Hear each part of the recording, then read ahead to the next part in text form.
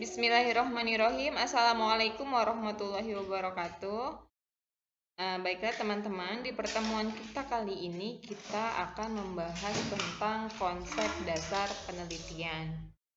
Materi kita hari ini kita akan membahas apa itu penelitian, kemudian apa itu ilmu pengetahuan dan kaitannya dengan penelitian, kemudian apa itu tujuan dari penelitian, dan nanti yang terakhir adalah tentang etika penelitian.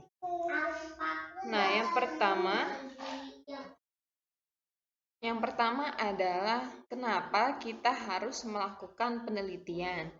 Nah, penelitian ini merupakan suatu usaha gitu ya, atau upaya untuk mencari suatu kebenaran, pengetahuan, atau biasanya dalam bahasa Inggris gitu ya dikenal dengan knowledge, dan ilmu itu biasanya science. Nah, ini berawal dari kekaguman manusia akan alam yang dihadapinya. Jadi ini tuh filsafatnya ilmu pengetahuan gitu ya, bahwa ilmu pengetahuan itu berawal dari kekaguman manusia akan alam yang dilihatnya gitu ya. Kita kan manusia dibekali akal oleh Sang Pencipta gitu ya. Kemudian kita menggunakan akal kita ingin banyak tahu kenapa ya ini begini, kenapa itu begitu gitu. Nah, banyak hal yang ingin manusia ketahui, maka manusia melakukan penelitian, kemudian diperolehlah suatu ilmu pengetahuan.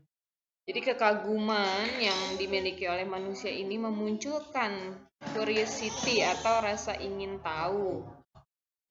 Rasa ingin tahu manusia akan terpuaskan jika dirinya mendapatkan penjelasan mengenai apa yang dipertanyakan. Nah, ini kodratnya manusia gitu ya.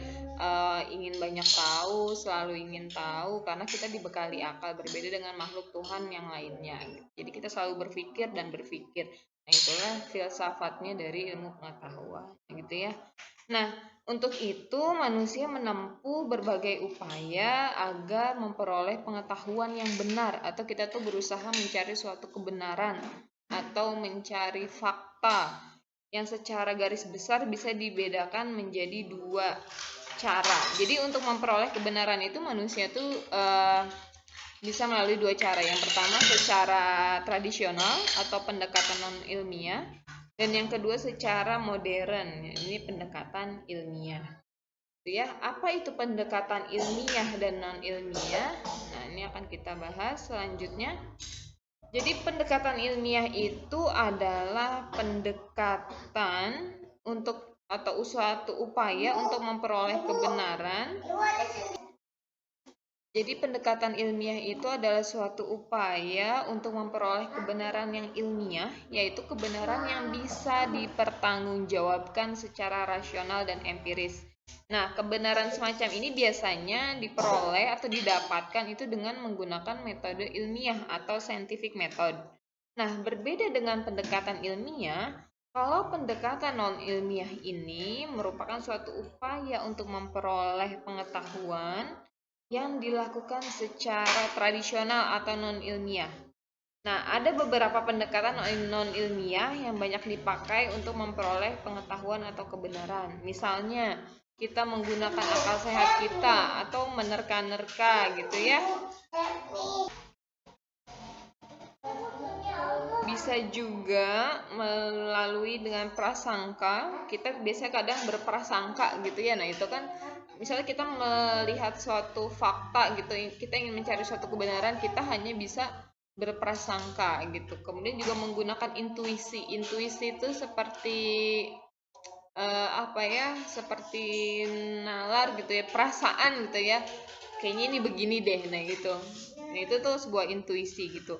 Atau sebuah penemuan kebetulan, atau kadang kita menggunakan trial dan error atau coba-coba untuk memperoleh suatu kebenaran gitu. Bisa juga kita percaya pada pendapat otoritas, atau pendapat otoritas itu adalah pendapat dari orang misalnya yang kita percaya, atau tokoh misalnya, atau orang yang dituakan gitu. Bisa juga melalui pikiran kritis dan juga melalui pengalaman yang kita miliki. Nah, itu adalah pendekatan non ilmiah. Dari sini kita bisa melihat perbedaannya gitu ya. Ini contohnya. Yang pertama adalah contoh dari pendekatan ilmiah dan non ilmiah. Misalnya ada suatu kasus gini. Dodi sakit perut. Kalau kita berpikir secara ilmiah, kita ingin membuktikan fakta bahwa Dodi sakit perut itu, kita cari data di lapangan. Dodi tadi tuh makan apa? Kemudian kita periksa ke dokter, kemudian kita melakukan tes lab, tes darahnya atau tes lain gitu ya. Kemudian kita berikan pengobatan dan kita bisa menemukan kesimpulan dari berbagai hasil uji ilmiah yang dilakukan bahwa Dodi itu keracunan. Tapi kalau kita berpikir non ilmiah, kita bisa saja pergi ke dukun misalnya, kemudian dilakukan penyembuhan gitu ya. Kesimpulannya Amir kena guna-guna dari teman atau musuhnya. Ini kan non ilmiah gitu ya, tidak bisa dibuktikan secara ilmu atau secara rasional gitu ya. Kalau ilmiah, jadi dari dua contoh ini terlihat perbedaan bahwa mana pendekatan yang ilmiah dan yang non ilmiah gitu ya.